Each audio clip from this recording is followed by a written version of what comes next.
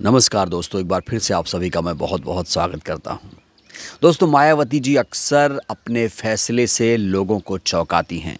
जब भी मायावती जी कोई फैसला लेती हैं तो सोच समझकर बहुत ही नपे-तुले अंदाज में वो अपना फैसला लेती हैं। आकाश आनंद जी को जब से मायावती जी ने पद से हटाया, जब से उन्हें ज़िम्मेदारियों से मुक्त किया, लगातार बहुजन समाज बहन जी से गुहार लगा रहा है कि बहन जी आप कृपया करके आकाश आनंद के पद की बहाली कर दीजिए। दोस्तों, एक चीज़ मैं आपको यहाँ याद दिलाना चाहता हूँ कि आकाश आनंद को उनके पदों से मुक्त किया गया है। उन्हें नेशनल कोऑर्डिनेटर और उत्तराधिकारी के पदों से हटाया गया है, ना कि स्टार प्रचारक से। दोस्तों, अभी भी आकाश आनंद बसपा के स्टार प्रचारक हैं। ये खबर मैं आपके सामने दोस्तों साझा कर रहा हूं, जो बेहद ही महत्वपूर्ण खबर है। ये खबर देखिए, पहले खबर क्या है। अभी भी बसपा के स्टार प्रचारक हैं आकाश आनंद। मायावती जी ने सभी पदों से हटा दिया था। 2 पदों से हटाया था, आपको बताऊं। वो 2 पद थे बीएसपी के नेशनल कोऑर्डिनेटर और मायावती जी के उत्तराधिकारी। तो दोस्तों, इस खबर पर ज़रा आप नज़र दौड़ाइए। क्या लिखा है देखिए। लिखा है कि 28 अप्रैल को सीतापुर की चुनावी रैली के बाद बसपा के तत्कालीन नेशनल कोऑर्डिनेटर आकाश आनंद भले ही फील्ड में ना दिखे हों, लेकिन अब भी वे पार्टी के स्टार प्रचारक बने हुए हैं। निर्वाचन आयोग को सौंपी गई 6वें 7वें चरण के स्टार प्रचारकों की सूची में पार्टी प्रमुख मायावती जी के बाद दूसरे नंबर पर पूर्व की तरह उनके नाम का जिक्र है। तो दोस्तों, इससे तो एक बात स्पष्ट हो चुकी है इस खबर से कि मायावती जी ने उन्हें स्टार प्रचारक के पद से नहीं हटाया है।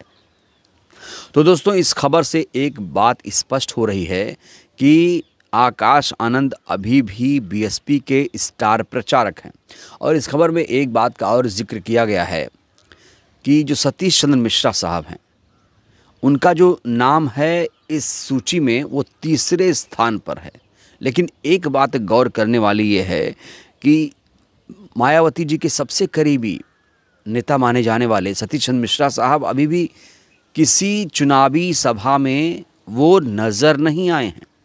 जबकि दोस्तों, आपको याद दिला दूं, जब से आकाश आनंद को स्टार प्रचारक बनाया गया था, उन्होंने धुआंधार लगातार 10 रैली को संबोधित किया।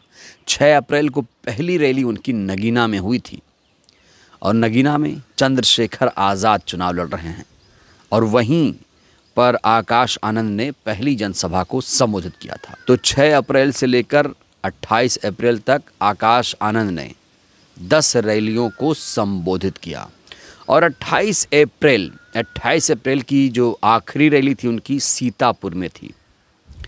दोस्तों, बड़ा सवाल ये है कि आकाश आनंद को मायावती जी ने क्यों हटाया। इसको लेकर 2 थ्योरी पेश की जाती है। एक थ्योरी तो ये है कि भाई आपने सीतापुर में कहा कि ये सरकार बुलडोज़र की नहीं, आतंकवादियों की सरकार है। कुछ लोग मान रहे हैं कि मायावती जी को ये बयान अच्छा नहीं लगा और बीएसपी की तरफ से जो थ्योरी दी जा रही है, जो सार्वजनिक तौर से जो बयान मायावती जी का भी सामने आ चुका है कि वो अभी परिपक्व नहीं है। दोस्तों, बहुजन समाज का एक तबका, खास तौर से युवा वर्ग या बहुत सारे लोग ये मानने को तैयार नहीं कि आकाश आनंद अपरिपक्व हैं। ये बात कोई मानने को ही तैयार नहीं है। लोग कह रहे हैं ये कारण सही नहीं है, ये कारण बसपा सुप्रीमो की तरफ से या बीएसपी के बड़े बड़े नेताओं की तरफ से नहीं दिए जाने चाहिए थे। आप बेशक आकाश आनंद को हटा देते, ठीक था, लेकिन ये जो कारण है कि भैया परिपक्व नहीं है, ये कहीं ना कहीं गलत कारण दिया जा रहा है। और पहला कारण हमने आपको बताया कि पहला कारण है वो बयान। अब वो बयान ऐसा था जिसको लेकर बीजेपी ने बहुत ज़्यादा हो हल्ला तो नहीं किया, लेकिन हाँ, एफआईआर ज़रूर दर्ज करा दी गई थी और कहा जा रहा था कि इनके खिलाफ़ कार्रवाई भी होती। हालांकि हमने खुद कई सुप्रीम कोर्ट के वकीलों से ज़िक्र किया, बात की कि क्या होगा। तो उन्होंने तमाम वकीलों ने हमसे कहा कि भाई ऐसा कुछ नहीं है कि आकाश के खिलाफ़ कोई बड़ी कार्रवाई हो जाएगी, कोई सज़ा हो जाएगी, ऐसा कुछ नहीं है। तो दोस्तों अभी तक ये रहस्य एक बना हुआ है कि आकाश आनंद को किन कारणों से बसपा सुप्रीमो ने हटाया। और ये भी एक सवाल है, बसपा सुप्रीमो ने हटाया या बीएसपी के कुछ नेताओं ने चाल भी चली, ये भी एक सवाल बना हुआ है। और सवाल तो ये भी है कि क्या बसपा ने बीजेपी के दबाव में आकाश आनंद को हटाया, ये भी एक सवाल तैर रहा है। अब इन तमाम सवालों का जवाब अगर सिलसिलेवार तरीके से खुद बसपा के नेता दें तो कम से कम जनता को थोड़ी संतुष्टि मिले, थोड़ी राहत मिले। लेकिन दोस्तों मैं लगातार देख रहा हूं कि हमारे वीडियो के नीचे या हमसे पर्सनली जब भी लोग मिलते हैं तो कहते हैं सर आकाश आनंद की वापसी कब होगी। तो दोस्तों लगातार आप देख रहे हैं कि 3-4 दिनों से लगातार मैं आकाश आनंद के मुद्दे पर आपसे चर्चा कर रहा हूं। और आज भी जो चर्चा कर रहा हूं उसका ग्राउंड यही है कि आकाश आनंद अभी भी बसपा के स्टार प्रचारक हैं। तो बड़ा सवाल, बसपा के स्टार प्रचारक हैं तो क्या वो 6वें चरण में, 7वें चरण में रैली को संबोधित करेंगे। दोस्तों आपको एक सच्चाई आपके सामने रखना चाहता हूं कि आकाश आनंद के चाहने वालों की संख्या जो है लगातार बढ़ रही है। यहाँ तक कि मुस्लिम स्कॉलर्स, आपने देखा होगा एएमयू के कुछ मुस्लिम स्कॉलर्स जो बड़े मेधावी थे वो दिल्ली मुलाकात करने आए थे। हमने सवाल भी पूछा था भाई आप क्यों आए, तो उन्होंने कहा भाई हमें वो नेता मिल गया जिसकी हमें तलाश थी। तो दोस्तों एक सुनहरा मौका बसपा के पास है।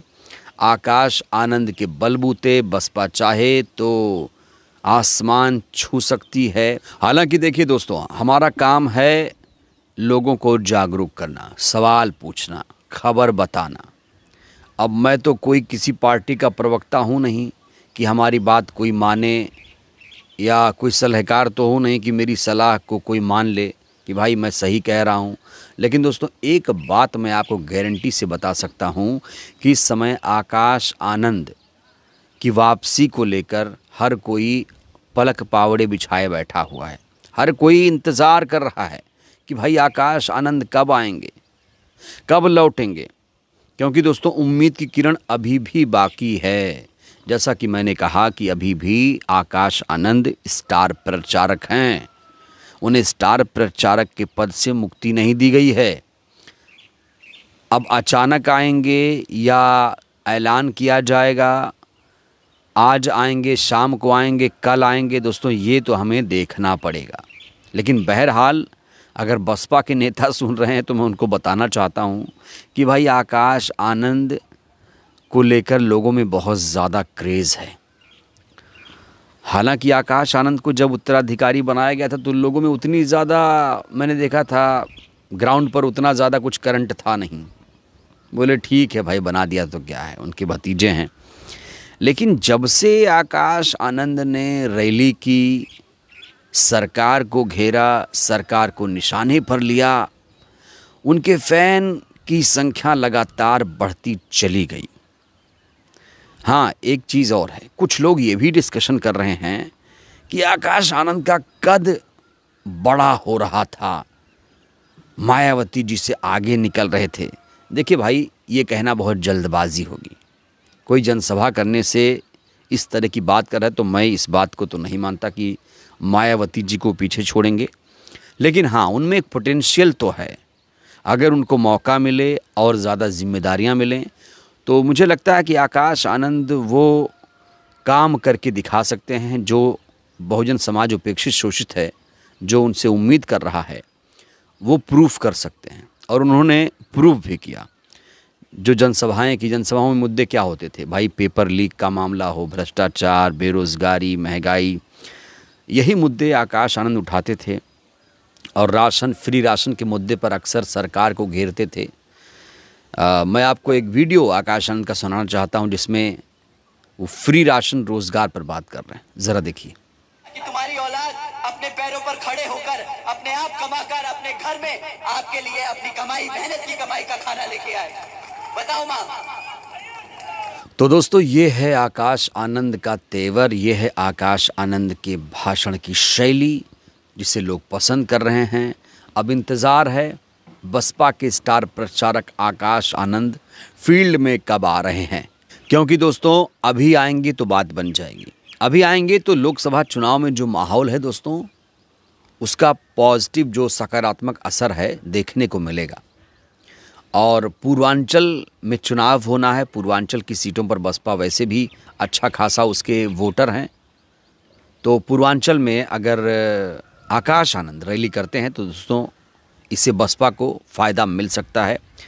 और जो राजनीति है जो इस समय बुझी बुझी सी चल रही है, किसी की रैली, किसी का भाषण सुनने का मन नहीं करता है। कम से कम लोग जो एंजॉय करते थे, कुछ सीखते थे, जागरूक होते थे आकाश आनंद के भाषण से, उनको एक सुनहरा मौका दोस्तों मिल सकता है। तो इंतज़ार करना होगा कब तक आकाश आनंद की वापसी होती है। बहरहाल दोस्तों, इस वीडियो में फ़िलहाल के लिए बस इतना ही।